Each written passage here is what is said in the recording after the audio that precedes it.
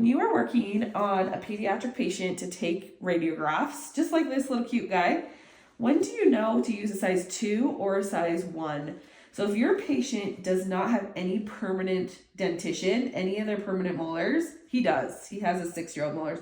But if they didn't, I would totally go for the size 1. Since he does have extra teeth in the back, a little bit bigger, let's try for the size 2, the larger sensor, if he can handle it. Okay, so when you're going to take it, you usually only need to take 1, and you're going to cross the sensor over their mouth and have them close.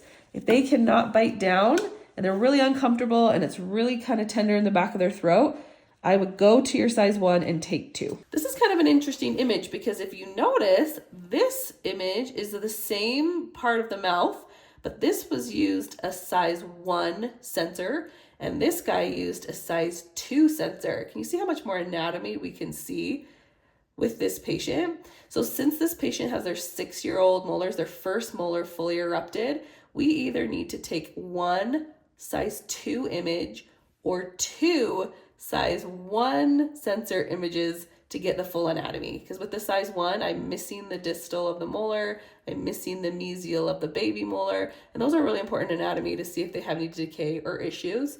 So depending on your patient, it's kind of nice to only take 1, but again, sometimes the size 2 sensor is just way too bulky for their cute little mouths.